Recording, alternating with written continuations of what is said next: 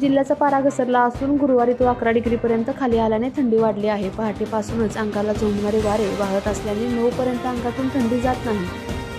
महाराष्ट्राचे मिनी काश्मीर पाचगणी महाबळेश्वर परिसरातील पर्वतरांगांवर पहाटे व संध्याकाळी दाट धुक्यांची चादर दिसून येत आहे।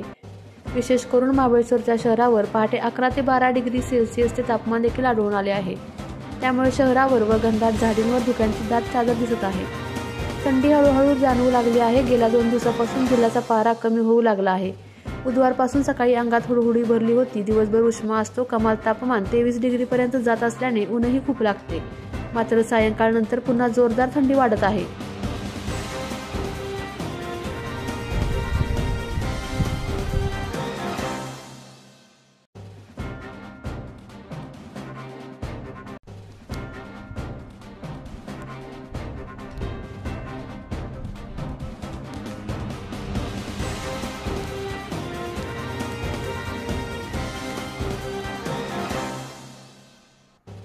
आपल्या तालुक्यातील जिल्ह्यातील बातम्या सर्वप्रथम पाहण्यासाठी आजच सातारा न्यूजला YouTube चॅनलवर सबस्क्राइब करा, लाईक करा, शेअर करा आणि बेल आयकॉन प्रेस करायला विसरू नका।